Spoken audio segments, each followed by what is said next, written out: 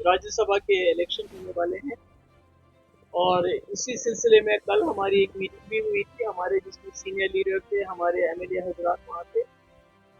इसको लेके कि हमारा क्या होना चाहिए, राय अमल हमारा क्या होना चाहिए। जैसा कि आपको मैंने पहले भी बताया कि फारूक साहब का फ़ोन आया था मुझे कई दिन पहले कि भाई अ, हमें आपकी वोट की ज़रूरत है।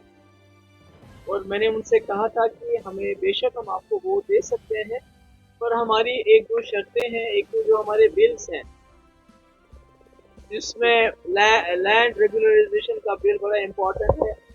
जैसे आपने देखा कि पूरे मुल्क में जिस तरह बुलडोजर चला, यहाँ भी काफ़ी जगहों पे बुलडोजर चला, जहाँ सरकारी लैंड में जो गरीब लोगों ने कोई घर बनाया था खास किराए में, 4 मरले, 8 मरले, 10 मरले, उनके ऊपर पिछले 2019 से लेके आज तक उनके सर पे तलवार लटक रही है।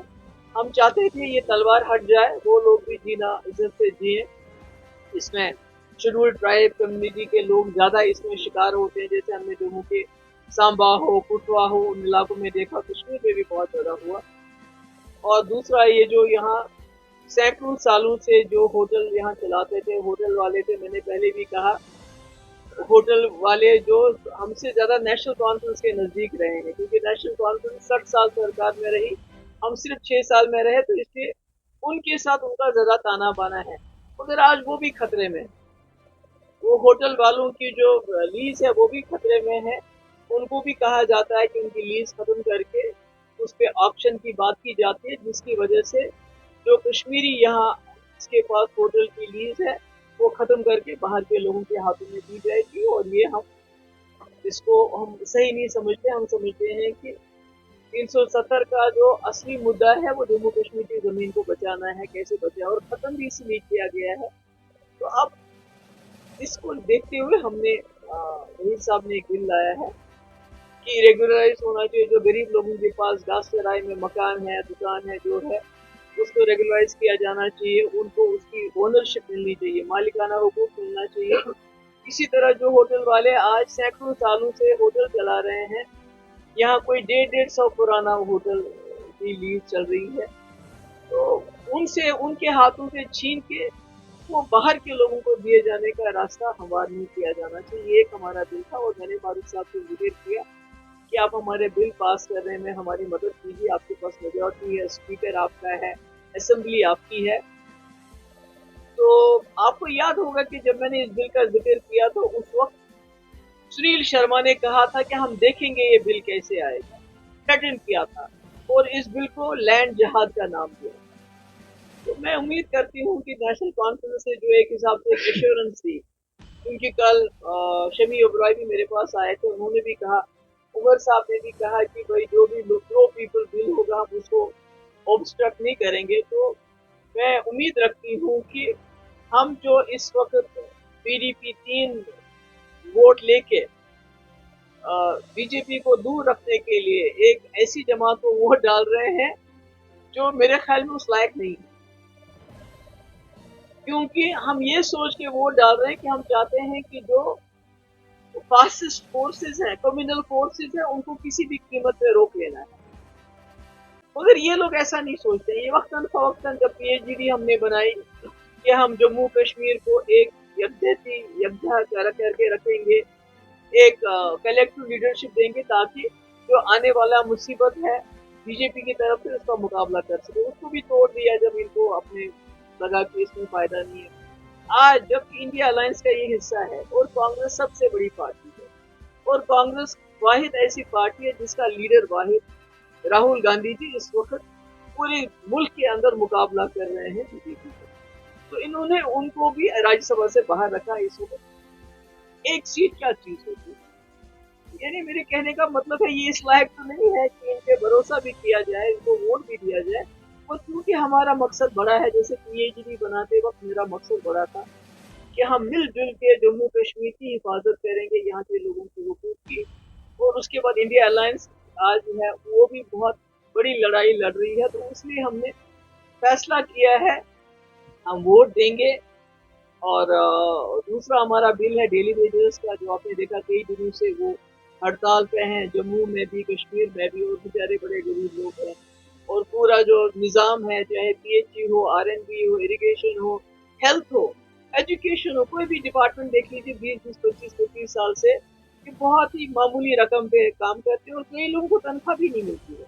और ये वजह थी, मैंने अपने दौर में इनका बायोमेट्रिक करवाया था और मैंने एसआरओ भी लाया था इनको रेगुलराइज करने की सरकार के लिए। तो आज हमने इन दो बिल्स के ऊपर हम फिर से एक बार नेशनल कॉन्फ्रेंस पे भरोसा कर रहे हैं कि इन्होंने जो हमें वर्ड दिया है, खासकर फारूक साहब ने जो वर्ड दिया है और जिसको कल शमी ओबराय ने दोहराया, उसका पास करते हुए ये दोनों बिल हमारे असेंबली में पास करेंगे और ताकि लैंड राइट बिल पास हो, लोगों को मालिकाना हुकूक मिले, जो गरीब लोग हैं या जो होटल वाले हैं और जो डेली वेजर्स हैं वो रेगुलराइज हो जाए। और दूसरी हमारी बात ये है कि हम चाहते हैं कि हमारे जो 3 वोट हैं, बहुत कम है पर बहुत मायने रखते हैं, ये हम थर्ड जो प्रेफरेंस है उसमें दे देंगे, यानी शबी ओबराय को देंगे, हम फोर्थ में नहीं देंगे।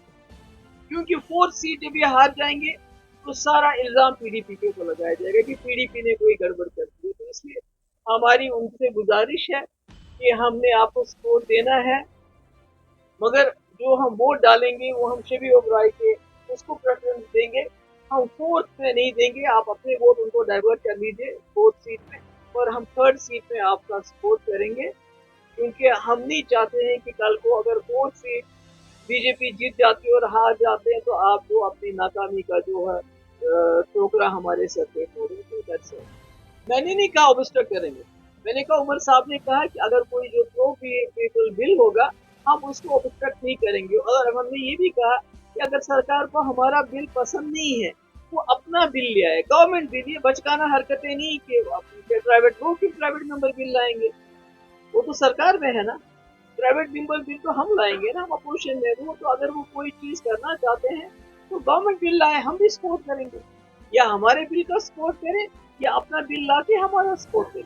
तो वही नहीं, दूसरा जो हमने एमनेस्टी लाया था बिजली को लेकर, तो वन टाइम एक बार माफी मिलनी चाहिए। क्योंकि आपको पता है जब स्मार्ट मीटर लगे हैं जिसके मुखालफत उमर साहब इलेक्शन से पहले करते थे और यहाँ 200 यूनिट बिजली फ्री भी देना चाहते थे, आज स्मार्ट मीटरों ने जम्मू कश्मीर के लोगों की कमर तोड़ दी। तो हमने एक लाया था रेजोल्यूशन, फयाज साहब ने लाया था, ये कह के कि वन टाइम एमनेस्टी मिलनी चाहिए लोगों को, खासकर गरीब लोगों को जो वो इतना बिल नहीं दे पाते हैं। तो उसको भी रिजेक्ट किया, इसको भी रिजेक्ट किया। तो मगर मैं चाहती हूँ कि बिल को जो है उसको एक्सेप्ट करना चाहिए। अभी मेरे ख्याल में ये ball is in their court, ये लोगों की अदालत में है। चाहे हमारा लैंड का बिल है, चाहे हमारा डेलीवेजर का बिल है, ये इसका फैसला अगर इन्होंने असेंबली में नहीं किया तो तुम लोगों की अदालत में इसका फैसला होगा। मैं तो नहीं कहती हूँ कि ऐसी कोई बात है, कोई चीज डिस्कस नहीं होती है। 370 भी सब जजेस था, बीजेपी हर जगह 370 की बात करती है, कहाँ 370 की बात है।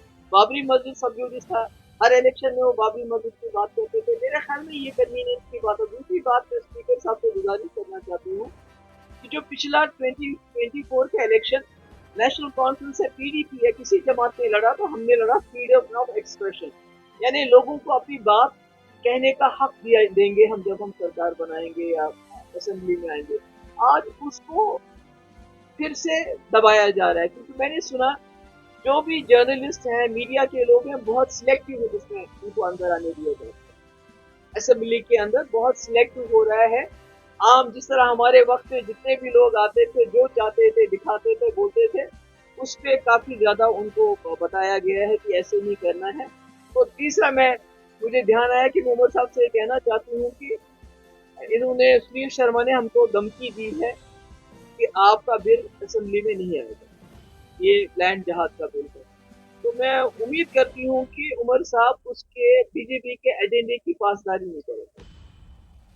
वो इस बिल को देखेंगे, असेंबली में आएगा भी और उसको पास भी कर दें। अगर वो ऐसा नहीं करते तो फिर लोगों को फैसला करना पड़ेगा कि बीजेपी के एजेंडे को इम्प्लीमेंट जम्मू कश्मीर में कौन कर रहा है। उनके पास 50 मेंबर है, नेशनल कॉन्फ्रेंस के पास 50 मेंबर है, बिल्कुल पास कर सकते हैं बिल को, उसको तो कोई नहीं रोक सकता। और हमारी बिल में कोई टेक्निकल एंटी नेशनल बिल नहीं है। अब देखिए ना, सुनील शर्मा ने कहा कि ये लैंड जहाज का बिल है, ये एंटी नेशनल बिल है। तो अगर उमर साहब भी ऐसा समझते हैं, हमारे स्पीकर साहब भी ऐसा समझते हैं, तो और बात है। इसका मतलब कि कहीं ना कहीं जो कांग्रेस को राज्यसभा से बाहर रखा गया, किसके एजेंडे की ऊपर उनको रखा गया था, तो सोचने वाली बात है। और अगर आज हमारा लैंड का बिल बाहर रखा जाए, उसको वोट नहीं किया जाए, तो इसका मतलब है कि जो सुनील शर्मा ने धमकी दी उसको नेशनल कॉन्फ्रेंस पूरा करेंगे। Thank you.